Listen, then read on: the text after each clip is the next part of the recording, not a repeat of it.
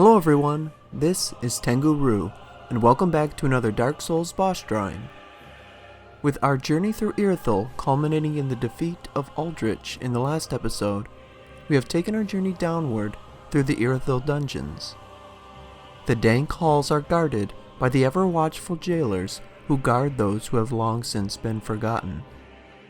The path through the dungeon is a perilous one, but it must be taken to reach the Profaned Capital, where the next boss and Lord of Cinder resides. The capital and its profane flame was uncovered by Pontiff Sullivan, and he used the flame to help bring himself to power in Irithyll. The jailers we encounter throughout Irithyll Dungeon and the Profaned Capital are the last remaining survivors from that land.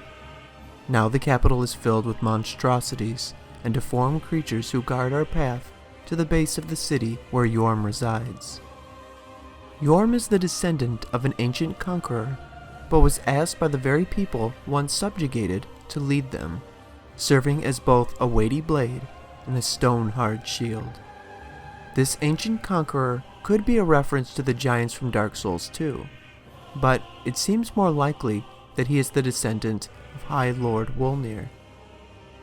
Wolnir appears in the game as a giant skeleton, and he led the people of Carthus in conquering many foreign lands. This would explain the hatred expressed towards Yhorm, and perhaps why Yhorm felt a sense of duty to help the people who despised him so much.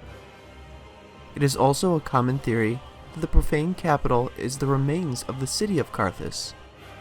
It makes sense if Yhorm is indeed a descendant of Wolnir, and both places seem to be connected to some powerful and twisted pyromancy.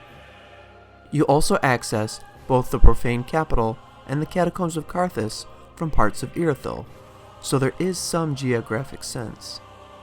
Yhorm's life seems to have been a difficult and tragic one. He stepped up to rule a group of people who hated him for his ancestry, and as a lord, Yhorm risked everything and fought unflinchingly as a one-man vanguard for his people. He even gave away his Storm Ruler greatswords as proof of his loyalty. These swords were also known as the Giant Slayers for the residual strength of storm that brings giants to their knees. He gave one to the humans that doubted him, and left the other to a dear friend before facing his fate as a Lord of Cinder. Lonely Yhorm became a Lord of Cinder to put the profane flame to rest, knowing full well that those who spoke of him as Lord were quite insincere. Yhorm and the people he ruled likely saw the profane flame as a threat and an everlasting reminder to their violent past. Little did Yhorm know that his linking of the flame would destroy the very people he had sworn to protect. The Profaned Capital was consumed by fire after Yhorm the Giant became a Lord of Cinder. The fire, born of the sky, is said to have incinerated naught but human flesh. This is why we find the path to Yhorm lined with piles of charred corpses, but also filled with piles and piles of untouched gold and silver, likely left from his conquering ancestor.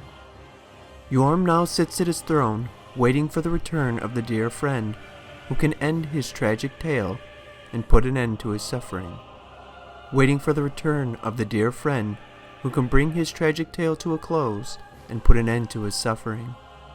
By following his quest line, you will find that Sigurd is the old friend that Yhorm gifted his Storm Ruler to, and with your help, he has returned to fulfill a promise made long ago.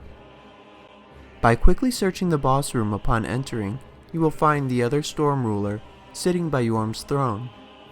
While Sigurd holds the giant at bay, grab the sword and use it to take down Yhorm alongside him. Using the Storm Ruler, the fight is pretty straightforward, if you know what you're doing, that is. This was one of those fights that crop up in games from time to time, where I knew exactly what I was supposed to do, but could not for the life of me figure out how to do it. As soon as the fight started, and I saw I was doing no damage, I did a quick look around and saw an item. Picking it up, seeing the name and having played Demon Souls, I knew exactly what to do. The difference was that in Demon Souls, all you had to do was perform a strong attack to do the weapon's signature sky-splitting attack. In this game, you had to use your weapon skill to charge the attack until your weapon had an aura around it, and then perform a strong attack while still holding the weapon skill button. All of which is easy enough, but the game doesn't tell you that. Maybe there was a developer message somewhere that I missed, but this was one of the few times in the series where the lack of explanation was more frustrating than anything. Was it just me, or did other people have issues figuring this out as well? It is possible to defeat Yhorm without using the Storm Ruler, but you will be at it a while. Unless you are using magic, which is actually extremely effective against Yhorm. Just make sure you target Yhorm's head, and then fire away with your strongest spells. His slow recovery after every attack makes him perfect prey for sorcerers.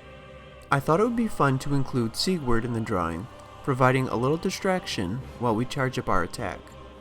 I was tempted to draw a sorcery build for this fight, but I ended up going with the Storm Ruler and Alva set. I had a lot of suggestions for the Alva set, and it felt a little more fitting lore-wise to show the pair of Storm Rulers united to bring down Yhorm. With Yhorm defeated, we are down to the final Lord of Cinder. Of course, there are still quite a few bosses between us and that drawing. We will be returning to Lothric for the next boss, who has actually been available since the very beginning of the game. We jump right into the fight with the Dancer after this, so I'm open to any of the weapons and armor sets available at this point in the game. Please leave any ideas you have for that drawing in the comments below. As always, thank you so much for watching. Leave a like to help support this series, and subscribe for more content if you enjoyed this and haven't already. I hope to see you in the next video.